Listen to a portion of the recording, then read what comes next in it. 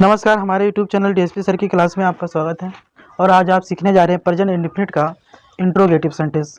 जैसा कि आपको बताया गया है कि जो प्रेजेंट इंडेफिनिट टेंस का जो पहचान होता है, इसमें वाक्य के अंत में क्या आता है? ता है, ती है, ते है और ता हूँ, ती हूँ। ये हमारा पहचान है और इसमें मेन वर्ब दिया रहता है। तो ये प्रेजेंट इंडेफिनिट का हमारा पहचान हो गया। प्रेजेंट इंडेफिनिट का आपको पार्ट 1 में आपको अफर्मेटिव सेंटेंस सिखाया गया, पार्ट 2 में इंट्रोगेटिव मतलब कि पार्ट 2 में आपको नेगेटिव सेंटेंस सिखाया गया, और ये आज आप सीखने जा रहे हैं पार्ट 3। तो पार्ट 3 में आपको प्रेजेंट इंडेफिनिट का इंट्रोगेटिव सेंटेंस सीखना है। अब इंट्रोगेटिव सेंटेंस किसे कहते हैं और इंट्रोगेटिव सेंटेंस को कैसे बनाया जाता है, कि इंट्रोगेटिव सेंटेंस किस तरह से बनाया जाए, इसके क्या रूल हैं, इसके क्या नियम हैं, इसको सीखने के लिए आपको क्या करना होगा, वीडियो को शुरू से लेकर अंत तक देखना होगा।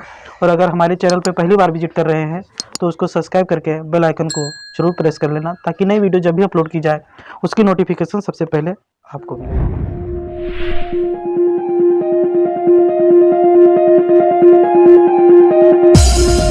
तो चलिए हम वीडियो को स्टार्ट करते हैं। देखिए, प्रेजेंट इंडेफिनिट का हमें पहचान मालूम हो गया कि इसमें वाक्य अंत में ता है, ती है, ते है, ता हूँ अगर आए तो वो हमारा प्रेजेंट इंडेफिनिट सेंटेंस होता है। तो जैसे कि आपको वाक्य में प्रयोग करके बताया, जैसे वह लिखता है, मैं पढ़ता हूँ, जैसे तुम बाजार जाते हो, हम नहाते हैं। देखिए इसमें वाक्य अंत में क्या आ रहा है? ता है, ती है आ रहा है और इसमें मेन वर्ब दिया रहता है। तो देखिए आपको अफर्मेटिव सेंटेंस में बताया गया था यस या यस लगाकर बनाया जाता है, ठीक है। नेगेटिव में आपको बताया गया डू या डज लगाकर बनाया जाता है, और इंट्रोगेटिव में भी डू या डज लगेगा, लेकिन कहाँ पर लगेगा, कैसे लगेगा, ये हमें जानना है। तो सबसे पहले हम ये जानते हैं कि इंट्रोगेटिव सेंटेंस किसे कहते हैं, ठीक है। तो ऐसे वाक्य जिसमें प्रश्न किया जाए, ऐसे सेंटेंस जिसमें प्रश्न किया जाए या पूछा जाए, उसी को हम इंट्रोगेटिव सेंटेंस कहते हैं।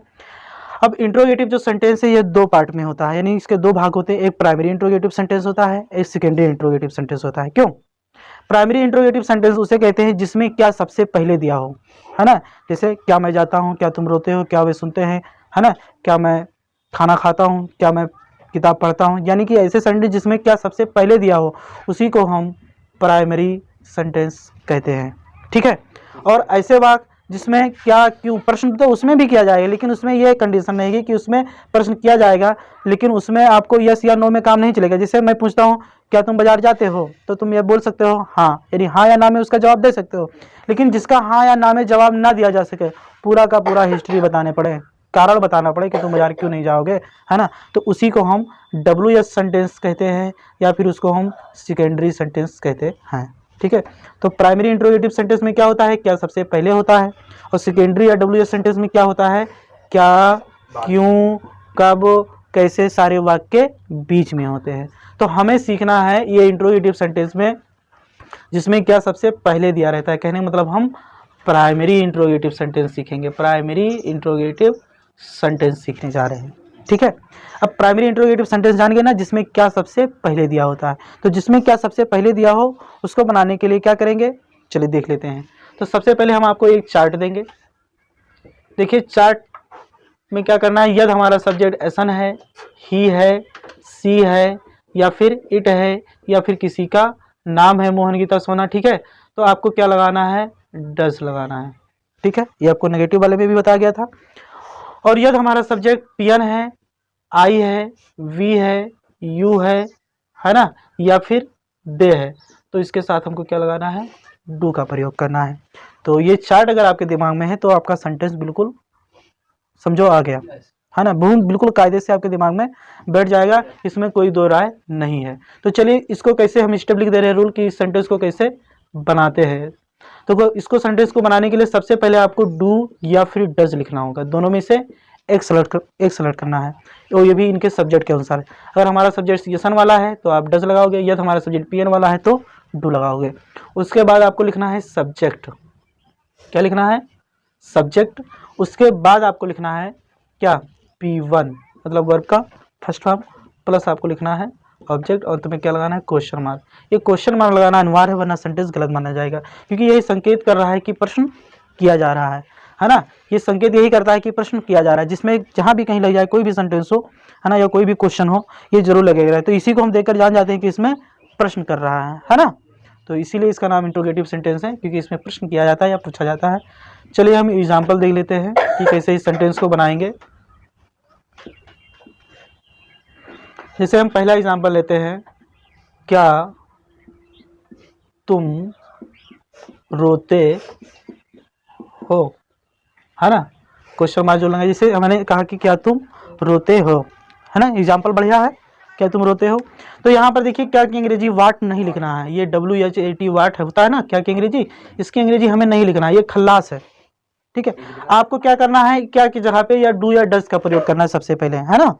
तो यहाँ पर डू लगेगा या डज, इसके लिए क्या लगेगा, डज। गलत बताया महाराज, यहाँ पर सबसे पहले आप सब्जेक्ट को पकड़िए ना, पहले ये सब्जेक्ट को पकड़िए, सब्जेक्ट पकड़ोगे तो क्या हो जाएगा, सब्जेक्ट के तुम की अंग्रेजी क्या होता है, यू, और यू के अनुसार क्या लगेगा, डू। यानी सबसे पहले आपको क्या लिखना पड़ेगा, डू। अब आपको क्या लिखना है, सब्जेक्ट, तो सब्जेक्ट तुम, वही मतलब यू हो जाएगा। अब आपका बचा वर्ब का फर्स्ट फॉर्म, यानी रोना, रोना की अंग्रेजी क्या होता है, वीप, और ऑब्जेक्ट है ही नहीं, क्यों रो रहे हो, तो छोड़िए क्वेश्चन मार्क लगा दीजिए, बन गया हमारा सेंटेंस। देखिए कितना सरल है। जैसे मैं कहता हूं, क्या रानी बाजार जाती है। अगला एग्जांपल है, क्या रानी बाजार जाती है। तो यहाँ पर देखिए रानी किसी का नाम है, क्या है, सब्जेक्ट हमारा रानी है, ठीक है। तो रानी हमारा सब्जेक्ट है, तो रानी किसी का नाम है, तो नाम रहेगा तो क्या लगेगा, डज लगेगा। तो हम सबसे पहले लिखेंगे डज, फिर सब्जेक्ट क्या है, रानी, तो रानी को पटक दीजिए, रानी लिखेंगे। उसके बाद वर्ब का फर्स्ट फॉर्म यानी जाना, जाना अंग्रेजी क्या होगा, गो। अब जहाँ गो हो ना, जाने की दिशा निर्देश हो, है ना, किसी से कनेक्ट हो रहे हैं ना, बाजार से ये कनेक्ट हो रही है ना, जाएगी तो उससे जुड़ेगी, तो यानी जहाँ पे जुड़ने की बात है ना, वहाँ पे टू लगाते हैं, क्या लगाएंगे, टू। यानी कि गो के साथ हमेशा टू लगता ही लगता है, केवल होम मतलब घर के छोड़कर, तो यानी कि गो टू मार्केट हो जाएगा, है ना। जैसे मैं कहता हूँ, क्या तुम बात करते हो। अगला एग्जाम्पल है, क्या तुम बात करते हो। तो हमारा सेंटेंस क्या बनेगा, देखिए तुम है तो क्या लगेगा, डू ही लगेगा, अभी आपको ऊपर बताया गया था यू, तो क्या लगेगा, डू यू हो जाएगा। और बात करना क्या, फर्स्ट फॉर्म क्या होता है, TALK, बन गया। जैसे मैं कहता हूँ, हाँ क्वेश्चन मार्क जरूर लगाएंगे, है ना।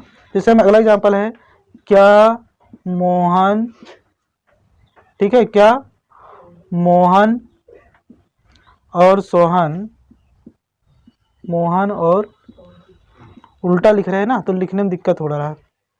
सोहन लखनऊ में रहते हैं, है ना। क्या मोहन और सोहन लखनऊ में रहते हैं। तो इस सेंटेंस को कैसे बनाया जाएगा, तो सबसे पहले देखिए सब्जेक्ट हमारा मोहन और सोहन, कितने लोग हैं, दो लोग हैं, और जब दो लोग हो जाएंगे तो वो हमारा यसन नहीं हो जाता है, पियन हो जाता है। तो पियन के साथ क्या लगता है, बोलो, डू लगता है ना। तो सबसे पहले क्या लिखेंगे, डू को लिखेंगे। उसके बाद सब्जेक्ट लिखना है, तो सब्जेक्ट यही मोहन और सोहन है, तो लिखेंगे मोहन, देखो मोहन बड़े लेटर से लिखेंगे क्योंकि किसी का नाम है, यम, मोहन एंड सोहन, SOHAN, सोहन। देखिए हमारा सब्जेक्ट हो गया।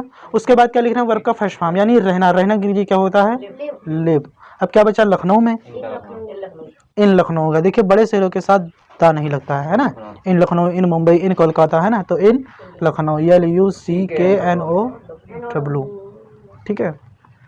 तो इस तरह से आपको एग्जाम्पल बहुत सारे दे दिया जाए, आप बनाओगे घर पर, ठीक है, दे दिया जाए ना। चलिए हम एग्जांपल दे रहे हैं, 1 2 3 4 5 6 7 8, चलिए इतना काफ़ी है ना। तो इतना एग्जांपल आपको बनाना है, ठीक है। जैसे क्या तुम हंसते हो, है ना, क्या राधा गीत गाती है, हाँ, क्या राधा गीत गाती है, क्या तुम मुझे जानते हो, क्या वह किताब पढ़ती है ना, है, क्या वह सोचते हैं, क्या हम तुम्हें देखते हैं, क्या रीना अंग्रेजी बोलती